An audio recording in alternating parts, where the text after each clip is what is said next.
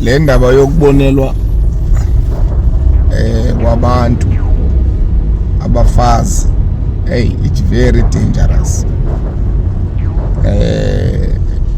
Ingozi leyo efuneke ubani nobani eyilungele. Umuntu nomuntu uyazibonela unkosikazi, umuntu nomuntu uyazikhethela, umuntu nomuntu asinayibaleka ke into ethi ungabuzisa nje ufuna i-advice okanye uthi uba hey, but ekupheleni kwesigqibo kwesuku kuba yi-decision yomuntu. Ukwengeza nje kule nto yale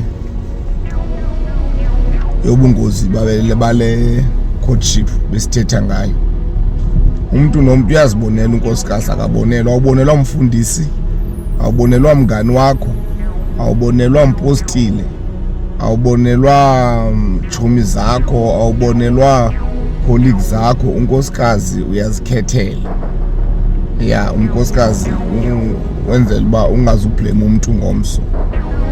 Uyazikhethela unkosikazi, awukhethelwa ngumfundisi kuthiwa nanku right, because nabefundisi bayabachana amanye amaxesha abafana, athi ngoba eyazi uba lo mntana unesishumo esihle,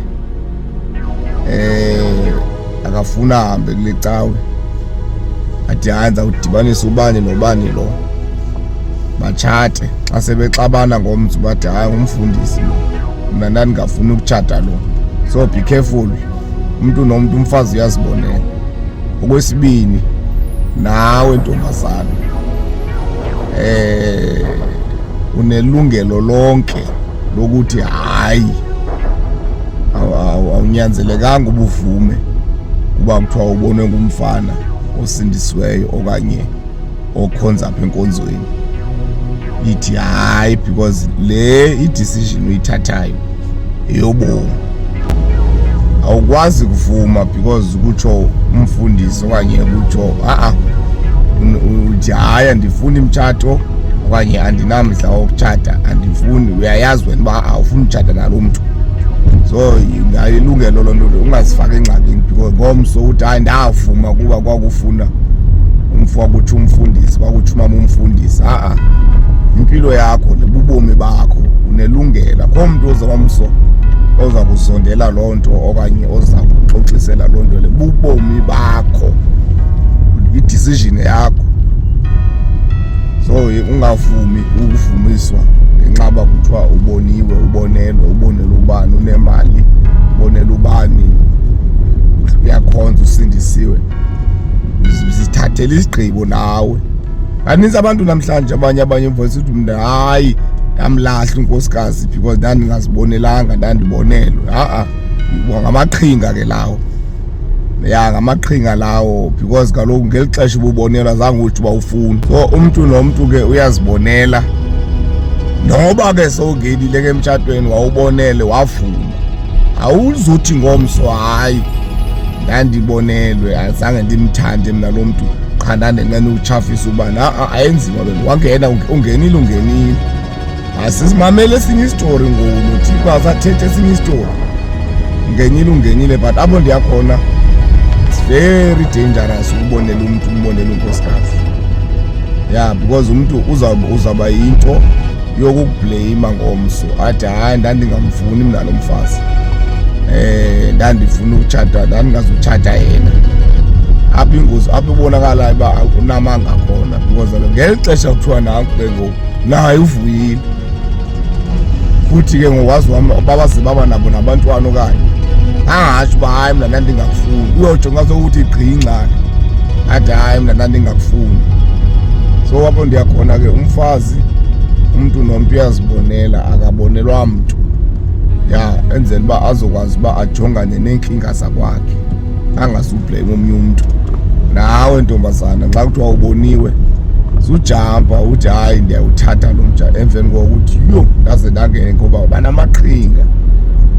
Banamaqhinga nabafana, especially aba bangathi banemali, bafundile, balekwa kakhulu ngabantwana. Wabajonge babazabondla.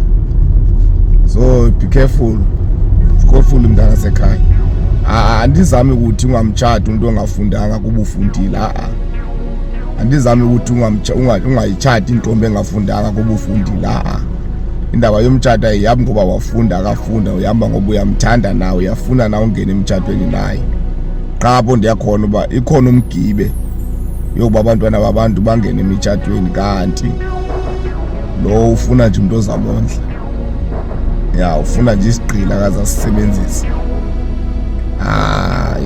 So masibe careful bantwana basekhaya. Uba uthe watshata wrong.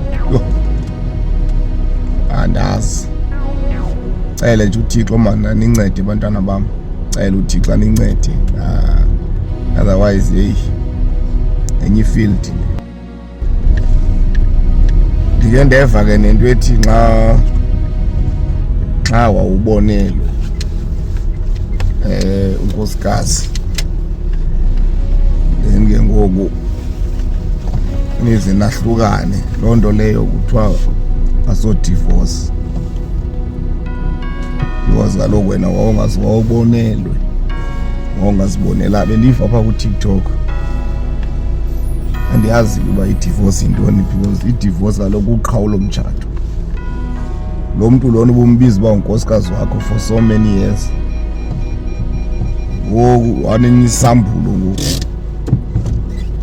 Esiyaziyo thina i-divorce kukuhlukana kwenkosikazi ehlukana nomyeni, then i-divorce leyo. Eyo baba bengene njani emtshatweni, bangena njani, sibambe izwi lithi uThixo ndiyayinyanya, ndiyayicaphukela i-divorce. Asikwazi ngoku ukuthi ayazodivorce leyo, because babengena emtshatweni ngoba kwakutsho itshomi sabo. Hayi, bebetshatile abantu.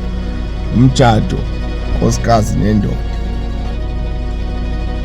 babize nomfazi, tshintshwe ngokuthi hayi bengasomtshato lo, bongumtshato. Uwo straight ke.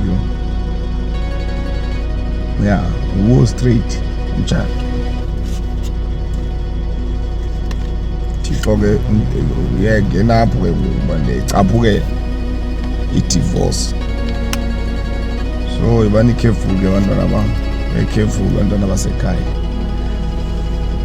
careful.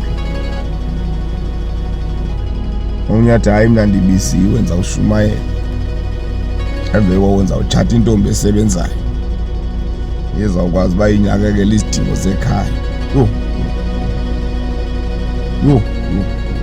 Utsho indoda ithi mna ndizawutshata umuntu ezawukwazi uba akwazi ukondla le family, akwazi ukujonga izidingo zale family. Hayi bazalwane, careful ezinye izinto. That's why sine-mess ngoku. Fumaniseka uba nalapha ekhaya ngoku le ndoda ayisenazo ubuntloko bayo, abusaveli, abusacaci, because kaloku wathatha igunya akalinikeziweyo lokuba intloko ayophisa ngalo emfazini uba andondle. Mna ndizawushumayela, biziwe. Sibe careful bazalwane. Ngawoba nangoku uyabona mos abafazi dibana nabo abanye banxiba iibhrukhwe, benza yonke nje into abafuna ukuyenza, because akanawayenzi yonke nje unothanda.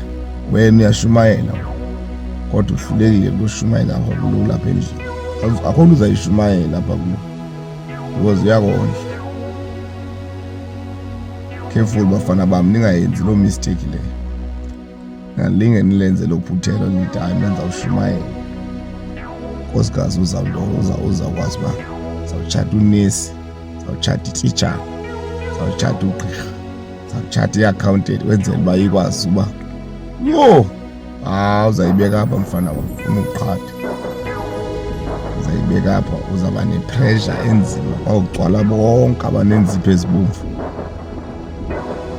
Nakuloo ntente leyo, nakuloo nto ushumayela, bazokubhukuqa, bazawungena benxiba uthayithi phaa emnyango, bangene befaka iinzipho ezinde ezibomvu, bezibhixe nge-makeup, befaka amashiya amade, befaka amacici angaka.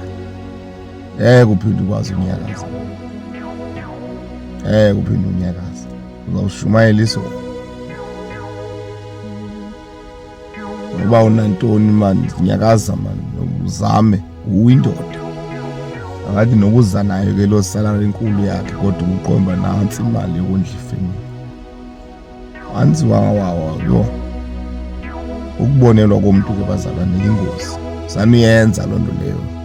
Sanuyenza zikokhile. Akho nto irongo yoba umfana eze kuwe akuxelele uba ndibone ngolu hlobo kunje hayi umfundisi kunje tata kunje bempostile. Nithathe from apho. Hayi wena uthi bani ithatha ubani. Ha.